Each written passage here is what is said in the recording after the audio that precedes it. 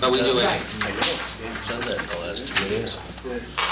Okay, any other questions, comments in relation to Article, proposal on Article 19? Hearing none. Article 20, again, unaccepted streets, adequate access. Planning Commission, Mr. Pierce. Yes, we proposed this bylaw once before, and we agreed to pass over it because we were with the understanding that there was substantial agreement as to how these unaccepted streets would be handled. It's not worked out that way, and so we're bringing this bylaw back again for consideration by town meeting. Before we strayed from the path, if you will, these unaccepted street applications, although they're very difficult to handle, and they take a lot of time from the planning board, and they're probably some of the most difficult decisions that we deal with.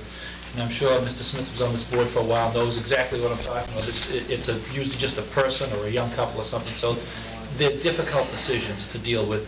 However, having said that, pretty much every one of them that came before the board ultimately has been built and the people are living there, which means the planning board was able to come up with compromises to make sure that each one of these worked for the people that brought them forth. All of this was done with input from the fire department, the police department, the school department, the DPW. Everybody had some input into it so that the final decisions that were made had all of the people on board, all of the town's departments on board. When we strayed from the path, for whatever reason, we now have all kinds of court litigation, continuous problems. The whole thing is a mess. We need to go back to the way we were doing it. We believe that the bylaws and the policies that we have currently written, if they were followed, this bylaw would not be necessary. However, it seems that this is the only way we can ensure that proper consideration for each one of these unaccepted streets is given, so that a level playing field is made for the townspeople who are living on streets and paying, their high rates of taxes for these streets, and that some kind of consideration is given to fire, police, access on these unaccepted streets prior to more homes being built on them. In your statement, you made a contention that, again, it's not being followed as it was before. I thought we had that worked out. We thought we had. We thought we had it worked out too. It's immediately gone south. It is my observation, without doing an actual tally, that what we've spent on the hours and litigation, we could have fixed all of these unaccepted streets. We should probably have stuck to the path. We would have been far ahead with happier people right down the line if we had. This bylaw will get us back on the path. Mr. Rowe. Is this involved in the grandfather law? No. No. We went through this before the last time. You said no. But then when I questioned you further, it did in fact. Let me qualify the answer. I want to make sure that what you're telling me is it clearly does not in any way, shape, or form affect a grandfather lot. Let me clarify that. Grandfathering is Chapter 40A, Section 6. It used to be called 5A, now called Section 6. It does not deal with access at all. Grandfathering does not deal with access. Safety is not grandfathered. It never has been, it never will be. I mean, and that's not the way it works. Chapter 48, Section 6 helps determine if a lot is grandfathered for area and frontage, but not access. Access was never grandfathered. So the two have nothing to do with each other, and that's still the same. Not everybody agrees with that opinion. Well, more people agree with it than they have in the past, and just recently, I might add. We actually have a court case that says it in so many words in order to provide that information in a current situation that's in process, which it was agreed to by including the attorney that's involved representing an applicant.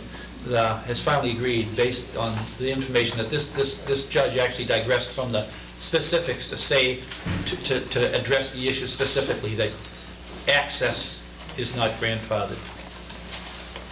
access is not covered under section 48, chapter 48, section 6.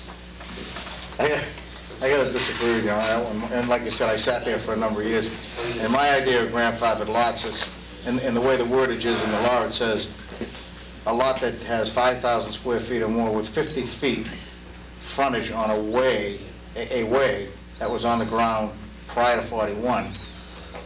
What's the rest of the sentence? Finish the sentence. On a Finish way the that's on the sentence, right ground. out of the bylaw, that in the opinion of the Community Planning Commission provides safe and adequate access. It doesn't say that in Yes, chapter it 40. does. That's what it says in the law.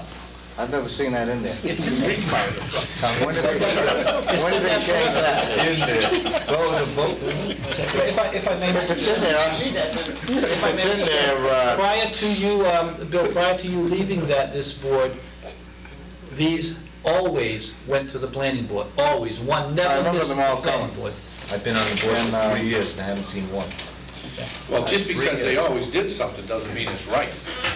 That may be true. However, that is the way the law reads. We could have been consistently wrong. Is that what you're saying? Hard to believe. Well, I guess Frank was wrong. yeah, get that to me, Warren, will you? Get that to me. Pardon? Get that to me. What, that court case? Yeah, that 48. No, 48 section 6, it's, we have it everywhere. Bob can give you a Yeah. copy of it.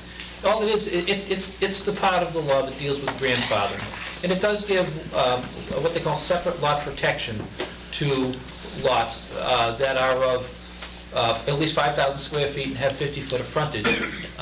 But it doesn't say access, it just says frontage, and that means it has to have frontage on a way. Now, whether that way provides safe and adequate access has been the basis of many a court case, and in every, Yeah, that's the part of it I'm saying. And I've virtually- never read that in there since. well, even the Since I case that read we the law. currently are dealing with in town right now, through the appeals board, went to court 3 times where the decision was that the town has the right to determine what constitutes safe and adequate access.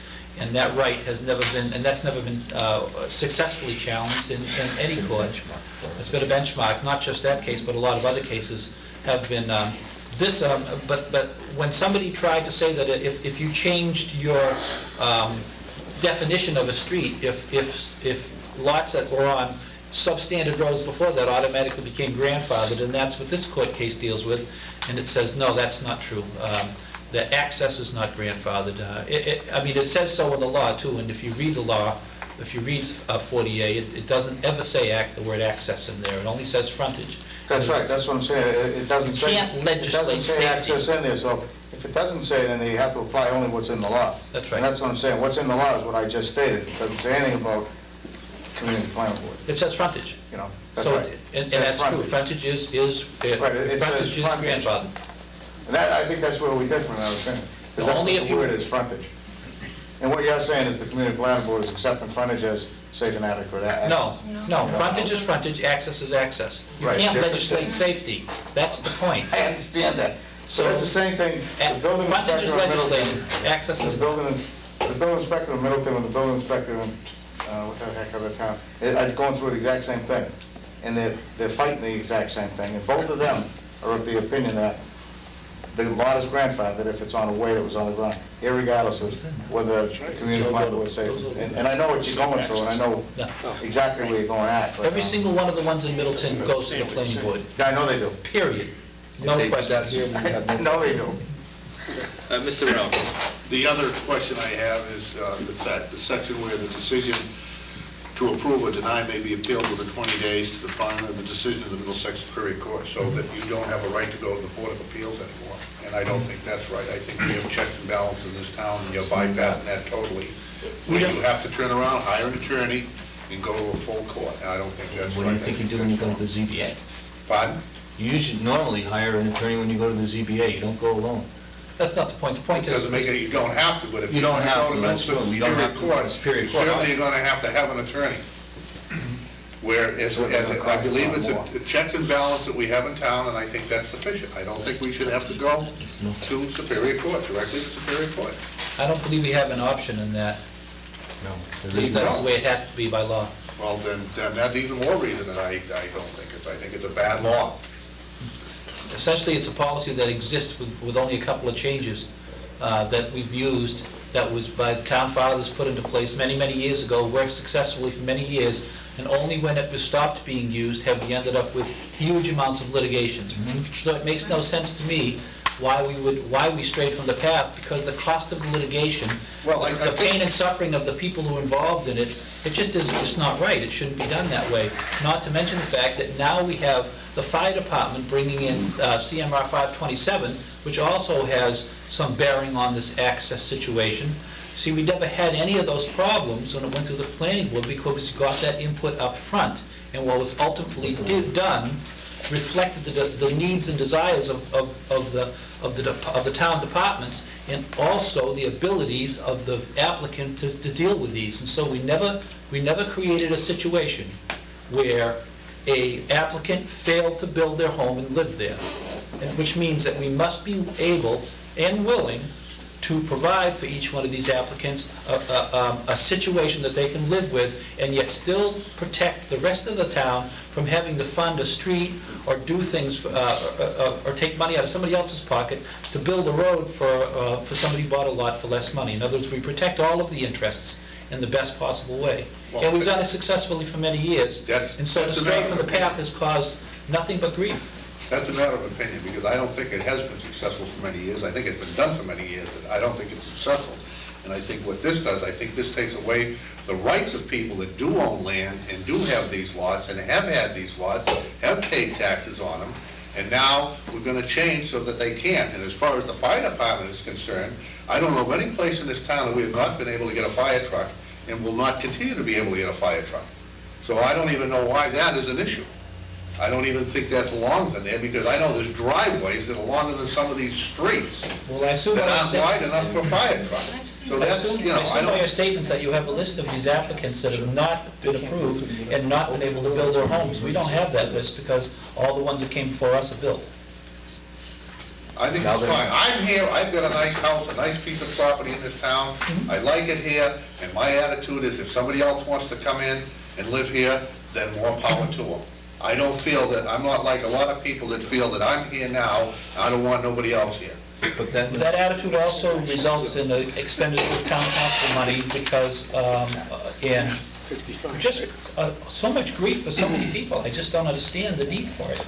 If you're in favor of giving these people grief and requiring them to hire lawyers and battle with town council, then, I mean, I guess that's your opinion, but it seems to me that to go back to a process where there is input from the town departments and an agreement is made with an applicant based on their ability to perform as well as the needs of that particular situation, and I think that's probably the I guess best way to part of do the it. argument that I had heard over the years was that, you know, while you had the applicants come in and going through whatever the process is or was that there were certain stipulations made or suggestions made that may have been outside the purview of what was maybe necessary or required for them to do, but they felt in order to go through the process that was spelled out, you know, they had to go through the additional expenditures and so on and so on and so on.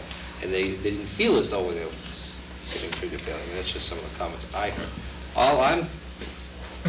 Not all, but one of the things that concerns me again is that, you know, we're back another year later, and we haven't got it worked out internally for some reason. And what we have is 3 or 4 more cases of litigation where we're expending more and more money on town council, where if we hadn't had it worked out, none of this would be happening. All I'm saying is, and again, part of it's directed to you, Tom, is that, you know, I thought the board was looking for and asking the planning commission to also be a party to the whole process here, because obviously they're from inside the confines of this building to get the process worked out and move it on.